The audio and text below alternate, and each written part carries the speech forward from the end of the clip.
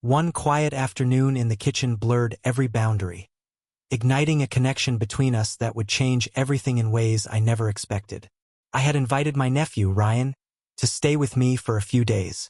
He just graduated and was eager to experience life outside his parents' house. I figured it would be a good chance for him to spend time away from the familiar.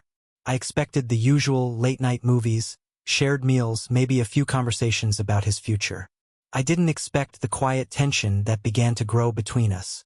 It was a Saturday afternoon, and I was focused on one of my favorite recipes. The soft sizzle of vegetables in the pan filled the kitchen with warmth, the kind that makes a house feel like home. I was lost in the rhythm of chopping and stirring when I noticed Ryan standing by the doorway, watching me with a thoughtful smile. "Need any help, Uncle?" he asked, his voice casual, touched with curiosity. "Only if you're ready to take orders," I joked, smiling over my shoulder. He laughed and walked over, his footsteps softer than usual, like he didn't want to disturb the moment. Ryan was tall, lean, with a quiet confidence that reminded me of myself at his age. But there was something else in him too, something more inward, more intense. His presence filled the room, and suddenly, I was hyper-aware of how close he stood. Close enough to hand me a dish, or brush against my arm. I tried to focus on cooking, but the air between us felt charged, like something unspoken had settled in the silence. He leaned against the counter. "How do you know when a dish is ready? It looks complicated." "Patience," I said, smiling. "The food lets you know when it's ready." He watched me quietly for a moment, eyes steady.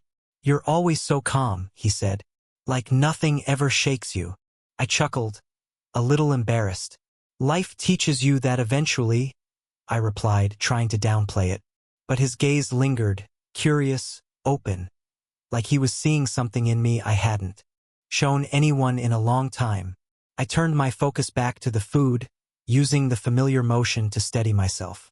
Still, I couldn't shake the feeling that Ryan was looking deeper, past the surface, searching for something unspoken.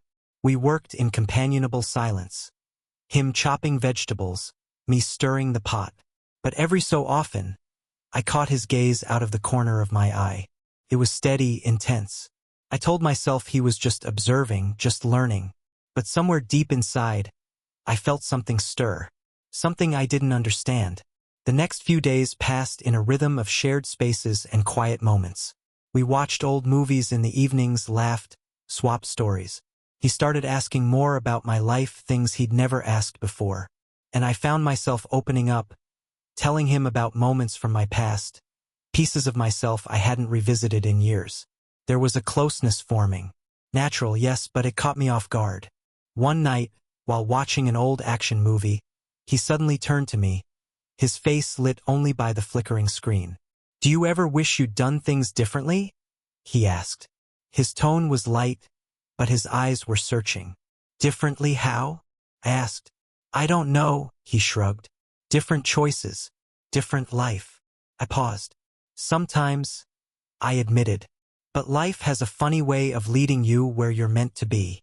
He nodded, thoughtful. "I think that's what I'm trying to figure out right now." The words settled between us like a secret, something only we understood. And for a moment I had the urge to reach out, to tell him he didn't have to figure it out alone, that I was here. But I held back, unsure where that feeling came from.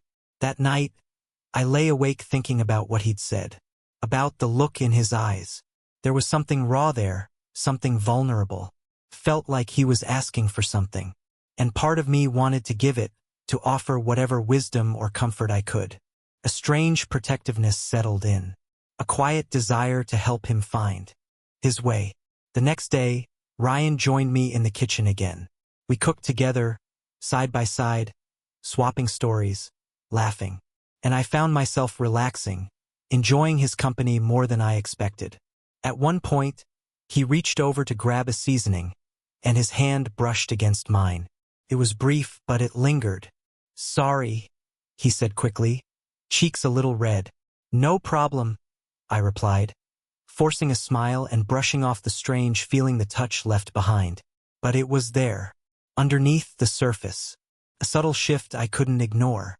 And as the day went on, I kept watching him. The way he moved, the way he carried himself. I told myself it was just a passing thought, something that would fade. That evening we sat in the living room. The neighborhood had gone quiet. The air felt heavy, charged with something I couldn't name. I turned to speak, but he was already looking at me.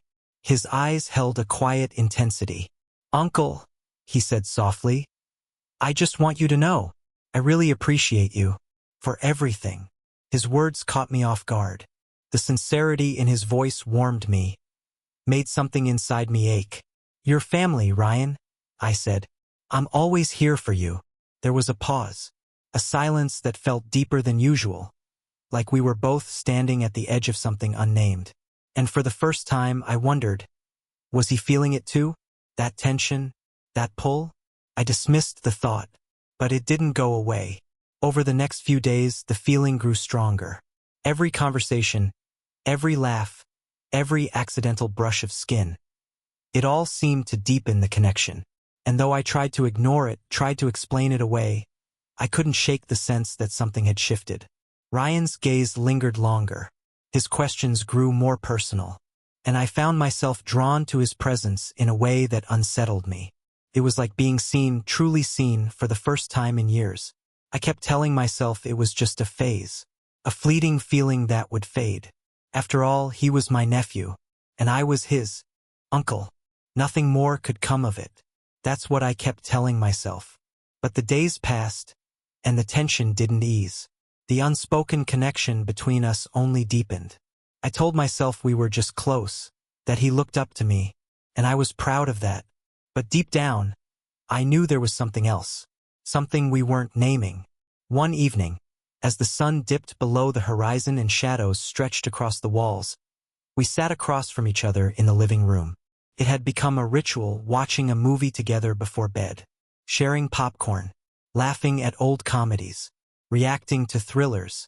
But tonight felt different. Ryan was unusually quiet. His eyes kept drifting from the screen to me, his expression unreadable. He shifted in his seat now and then, like he was about to speak, then changed his mind. I tried to focus on the movie, but I couldn't stop glancing his way. The space between us felt electric, like a storm building just out of reach. "What's on your mind, Ryan?" I asked, finally breaking the silence, hoping to ground us. He hesitated, his fingers tracing the edge of the couch, his gaze low. "I guess I just feel like I don't really know what I'm doing with my life," he said at last, his voice barely above a whisper. There it was again, that vulnerability, that rawness, and it caught me off guard. I nodded, sensing that he needed to say more, that this wasn't just a passing worry. "That's normal at your age," I said gently, trying to reassure him. "You don't have to have it all figured out just yet." He looked up, his eyes locking onto mine with quiet intensity. "But it's more than that," he murmured, his voice laced with something I couldn't quite name. "Sometimes I feel lost, like I don't really know who I am." His words hung between us, and I felt a pang of something I couldn't explain. A deep pull to make him feel understood, to ease whatever weight he was carrying. I reached out, placing a hand on his shoulder, offering a quiet squeeze. "You're not alone, Ryan," I said softly. "We all feel that way sometimes." For a moment he seemed to relax, his gaze softening. But then his brows knit together, as if something deeper was stirring beneath the surface. "Do you ever feel like something's missing?" he asked, his voice low and hesitant, as if afraid of how I might respond. The question caught me off guard. I thought about it. The quiet moments when an ache would rise in my chest, a longing I couldn't quite name, that hollow feeling I'd grown used to over the years. I nodded slowly. "Yeah, sometimes. I think everyone does." He took a breath, and then, without looking at me, reached up to cover my hand with his. His touch was warm, steady. "I just don't want to feel so alone anymore," he whispered, barely audible. The air between us grew thick, charged with something unspoken. My heart began to race. I wanted to say something, anything, to ease the tension in his voice, but no words came. I could feel the weight of his hand on mine, the warmth of it spreading up my arm. And before I realized what I was doing, I leaned in, my hand still resting on his shoulder, my heartbeat loud in my ears. He didn't move, didn't flinch or pull away. Instead, he held my gaze, eyes filled with curiosity and something deeper, something that made my breath catch. A soft knock on the door shattered the moment. We both jumped, the spell broken. I pulled my hand back quickly, clearing my throat and forcing a smile. "I'll get that," I said, my voice unsteady, even to my own ears. As I walked to the door, I tried to shake the tension still clinging to my skin, the feeling of his hand over mine, the intensity in his eyes. I told myself it was nothing, just a strange, fleeting moment, a lapse in judgment, something I had misread. But even as I opened the door to the delivery driver and forced a polite greeting, my thoughts were already drifting back to Ryan, to the way he'd looked at me, to the way I'd felt in that moment. When I returned to the living room, he was standing by the window, his back to me, shoulders tense. He didn't turn around. "I ordered us some food," I said, trying to keep my voice light. "Hope you're hungry." He nodded but still didn't face me. "Thanks," he said quietly, his tone distant. I set the bags on the table, an uneasy feeling crawling up my spine. Something between us had shifted, and I couldn't pretend I didn't feel it. I tried to brush it off, to tell myself it was just in my head. But the tension lingered, thick in the air, pressing against my chest like a weight. That night, after Ryan had gone to bed, I sat alone in the living room, my mind spinning. I kept replaying that moment. The way his hand had found mine, the intensity in his eyes, the silence we shared. I told myself it was nothing, just a vulnerable moment between two people who cared for each other. But deep down, I couldn't let it go. The next morning, I was up early, hoping that the light of day would clear the fog in my chest. I busied myself with breakfast, trying to settle into something familiar, something normal. But when Ryan came downstairs, the tension returned like a wave crashing over me. He greeted me with a soft smile, but there was something guarded in his expression, like he didn't quite know how to be around me now. We ate in silence. The air between us felt heavy with all the things we hadn't said. I tried to focus on my food, on the clink of silverware, the scrape of plates, but I could feel his gaze. It lingered, noticing, searching. After breakfast, I suggested we go for a walk. I thought maybe the quiet streets, the morning air, would help ease whatever had settled between us. He agreed, and we set off down the still neighborhood roads, birds chirping. In the distance, their songs filling the silence we couldn't. We walked in silence, the kind that didn't need to be filled. Each of us seemed lost in our own thoughts. Eventually, Ryan broke the quiet, his voice low, hesitant. "Uncle," he began, then paused. "About last night." My heart skipped, but I kept my expression neutral, not wanting to give anything away. "It's okay, Ryan," I said gently, trying to put him at ease. "We all have moments where we feel a little lost. You don't have to explain." He stopped walking, turning to face me with a look I hadn't seen before. Something deeper, more certain. "No, it's not just that," he said. I don't know. There's something I can't talk about. Something I don't know how to say." I turned to face him fully, my chest tightening with something between empathy and concern. "You can talk to me," I said quietly. "Whatever it is, you don't have to carry it alone." For a long moment, he just looked at me. His expression was open, almost raw. I placed a hand on his shoulder, offering the only comfort I knew how to give. His eyes locked on mine, searching. And something shifted in that moment, something unspoken. He stepped closer, our distance closing until his face was just inches from mine. I felt my heart begin to race. The world around us seemed to blur, and all I could focus on was the weight of the silence between us. "I just don't want to feel alone anymore," he whispered. The ache in his voice hit me hard, a quiet desperation woven into his words.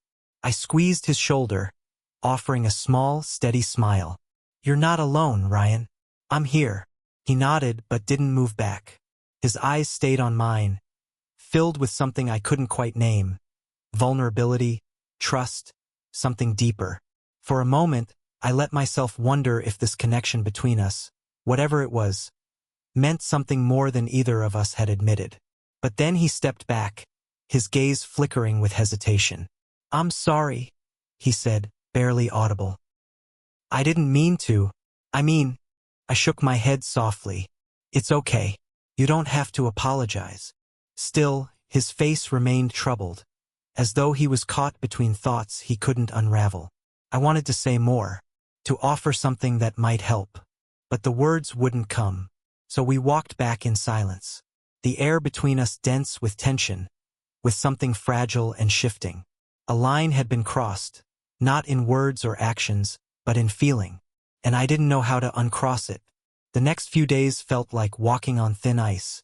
Every glance, every brush of skin, seemed to echo with a weight we didn't speak about.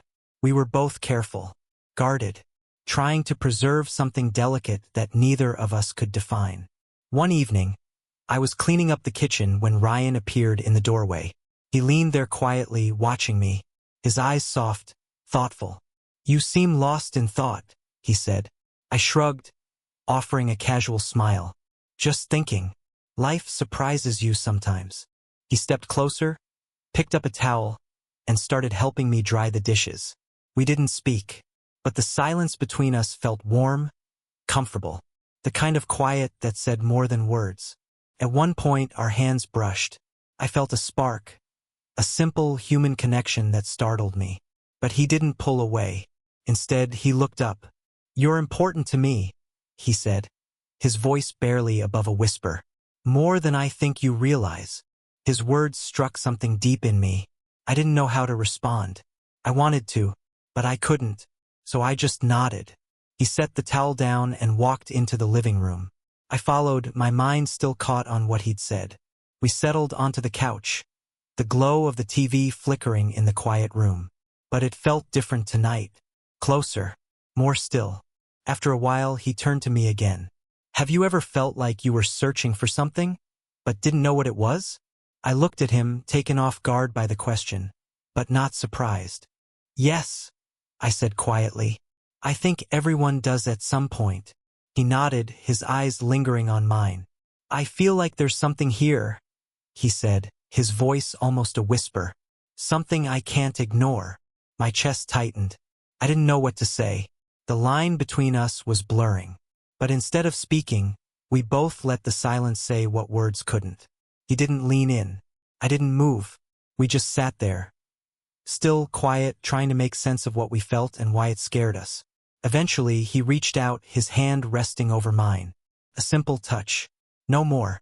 But in that moment, it felt like everything. "I don't want to lose this," he said. "Whatever this is." I looked down at our hands, then back at him. "You won't," I said softly. "I'm not going anywhere." He let out a slow breath, something like relief passing through him. And for the rest of the night, we didn't speak. We didn't need to. We sat in quiet understanding. Our hands remained lightly joined, not as a promise, not as a boundary crossed, but as something human, something unspoken, something real. When he finally stood to head upstairs, he paused, glancing back at me. "Good night," he said, his voice soft. "Good night," I replied, my heart heavy but calm. As I watched him disappear down the hallway, I knew things had changed between us. And though I didn't know what the future held, I knew this much. He wasn't alone, and neither was I. Early the next morning, I woke with my mind still buzzing, memories from the night before echoing through my thoughts. The warmth of his presence, the quiet intensity of our connection, the feeling of being truly seen. It lingered in the air, leaving behind a mix of wonder and unease. We were on fragile ground, I knew that. Whatever had passed between us was complex, something neither of us could name, and yet impossible to ignore.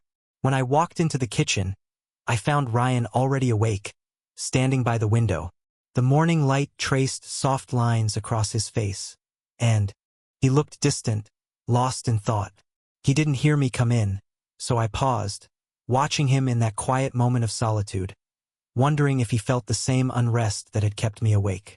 "Morning," I said softly. He turned, eyes meeting mine with something I couldn't quite place. There was a faint smile, the kind that carries unspoken meaning. Morning, he replied. There was warmth in his gaze, but it didn't ease all the tension. Between us hung a silence filled with everything we hadn't said. Still, we shared breakfast without speaking about the night before. The quiet between us wasn't heavy. It felt almost respectful, as though neither of us wanted to disturb something delicate. And somehow that was enough. We fell into rhythm. Small chores around the house, a walk through the neighborhood, light conversations about the future. Nothing grand, but everything felt different, as if we'd uncovered a layer of ourselves we hadn't shown anyone before. Still, as the sun began to set, I felt a shift inside me, a kind of quiet ending approaching. I knew we couldn't stay in this untouched space forever. Life would pull us back. We would return to who we were before, changed maybe, but aware now of the line we had brushed against. That evening, while we sat together in the living room, a calm silence between us, Ryan turned toward me. His expression was open, honest, but firm. Uncle, I don't know what happens next, but I know I don't want to lose what we have. I looked at him, pride and sadness stirring in equal measure. Whatever happens, I said gently, you're not alone. You'll always have a place in my life. He nodded, a small, grateful smile forming, but his eyes gave away the sadness we were both trying to keep hidden. We knew it couldn't last. We knew we'd have to let go in some way. For a while, neither of us spoke. The silence said enough. Then, without a word, he reached out and rested his hand lightly on mine. It was a simple gesture. No questions. No expectations. Just quiet reassurance. Thank you, he whispered. I gave his hand a soft squeeze. It was all I could offer. A silent promise. A kind of farewell that didn't require words. Eventually, he stood to head upstairs. He paused at the doorway, casting one last look over his shoulder. Good night, he said. Good night, Ryan, I replied. I watched him disappear down the hall, feeling something shift inside me. Something closing. That night, lying alone in the stillness of the house, I let the memories of the past few days drift through me. His laughter, the conversations, the quiet moments when nothing needed to be said. We had shared something rare. Not romantic, not conventional, but human, real. And I knew it had changed both of us. In the days that followed, Ryan grew quieter, more reflective. We continued with our routines, meals, walks, quiet evenings, but there was a gentle distance now. A quiet preparation for goodbye. On his final night, we sat in the living room once more. The air between us was filled with quiet nostalgia. Thank you, he said softly, for everything, for being here. I nodded, a lump forming in my throat. You'll always have a place here, I said, steady but sincere. No matter where life takes you. He smiled then, warm, genuine, and he stepped forward, pulling me into a hug. It was just a hug, but it held weight, an acknowledgement of everything we had shared, everything we didn't need to say. We held onto each other for a moment longer than usual. When he pulled away, his gaze lingered on mine. Goodbye, Uncle. Goodbye, Ryan. He stepped out the door, and just like that, he was gone. The silence he left behind was different this time. Not empty, just quiet. A quiet kind of grief. A quiet kind of peace. In the days that followed, I found myself thinking about those moments. The late-night talks, the walks, the pauses in conversation that said everything. I realized that we'd found something together, a connection that didn't need to last forever to matter, something honest and rare. And as the weeks passed, I found comfort in that truth, in knowing that whatever had passed between us, whatever we had discovered in those quiet hours, had left a mark. A part of him would always stay with me, and maybe in some quiet part of his life I would stay with him too.